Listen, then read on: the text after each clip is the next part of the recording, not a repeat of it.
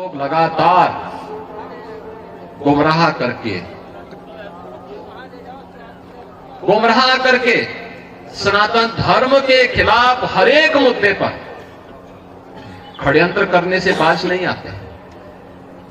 और आज से नहीं, बहुत पहले से हम लोग देखते रहे। राम जन्मभूमि से राम जन्मभूमि मुक्ति आंदोलन के दौरान भी ये सभी पूज्य संत जन उस समय के भी साक्षी है। वे लोग उस समय, उनका व्यवहार, उनका चरित्र उस समय भी जग जाहिर था और आज भी है। ऐसे लोगों से सावधान होकर के सनातन धर्म के मूल्यों, उन आदर्शों के साथ इन पूज्य संतों के सानिध्य में हमें निरंतर आगे बढ़ना होगा, हमेशा आगे बढ़ना होगा। और जब तक पूज्य संतों का सम्मान है, सनातन धर्म का कोई बाल बांका नहीं कर सकता। योगी आदित्यनाथ ने सबको हैरान कर दिया। शंकराचार्य उनका इस्तीफा मांग रहे थे, लेकिन प्रयागराज पहुंचकर योगी ने ही खेल पलट दिया। सारे साधु संतों को योगी ने अपने साथ मिला लिया और शंकराचार्य अलग थलग पड़ गए। और मैं अभिनंदन करूंगा उन पूज्य संतों का जिन्होंने मौनी अमावस्या के अवसर पर पूरे धैर्य के साथ, एक चुनौती हम सबके सामने आई। कुछ पुण्यात्मा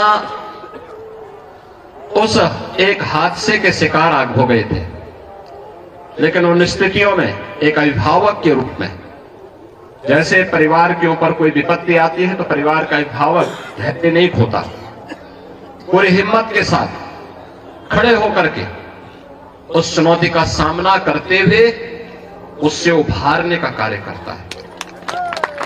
और आपने देखा होगा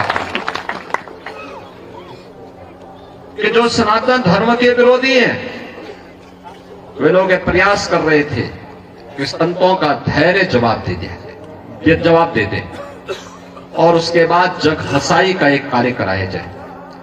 लेकिन मैं अभिनंदन करूंगा पूज्य तुलसी पीठाधीश्वर जी का भी, पूज्य जोना पीठाधीश्वर जी का भी, अपने सभी 13 के 13 अखाड़ों का भी, पूज्य फूलडोल दास जी महाराज वृंदावन धाम से हमारे पास आए हैं, अत्यंत वरिष्ठ संत हैं।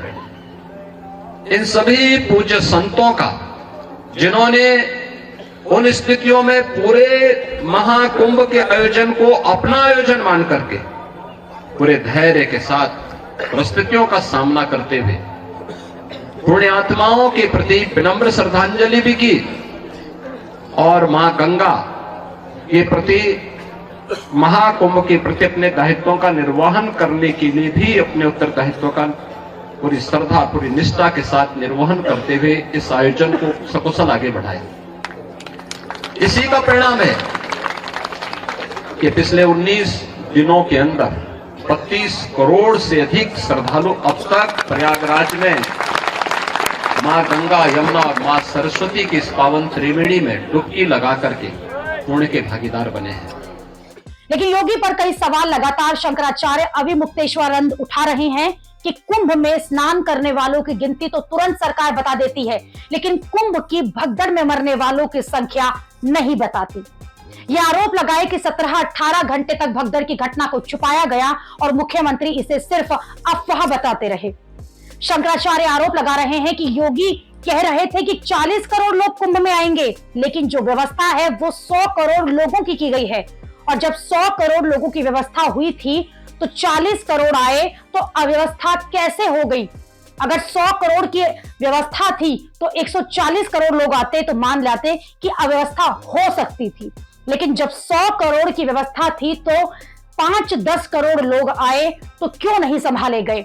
शंकराचार्य ने कहा कि जो घटना हुई है वो तो हो गई, हमारा सवाल ये नहीं, हमारा सवाल ये है कि 18 घंटे तक मुख्यमंत्री ने जो घटना हुई थी उसे छुपाकर क्यों रखा और क्यों कहा कि अफवाहों पर ध्यान न दे, सब ठीक ठाक चल रहा है। 18 घंटों तक क्यों इसे छुपा के रखा, ये बेहद पीड़ाजनक है।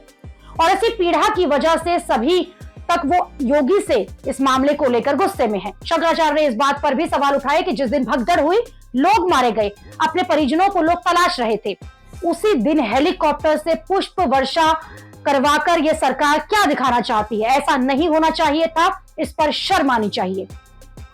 शंकराचार्य योगी आदित्यनाथ पर ऐसी तीखी बातों से कर रहे हैं जिससे लगातार तूफान आ गया है। शंकराचार्य को बीजेपी समर्थकों ने राजनीति करने वाला बता दिया और इस बीच शंकराचार्य के हमलों से घिरे हुए योगी ने प्रयागराज पहुंचकर बाकी साधु संतों के साथ अपना मेलजोल किया, उनसे मिले, जिसके जो योगी के खिलाफ माहौल बना रहे थे उनको एक मैसेज भी दे दिया।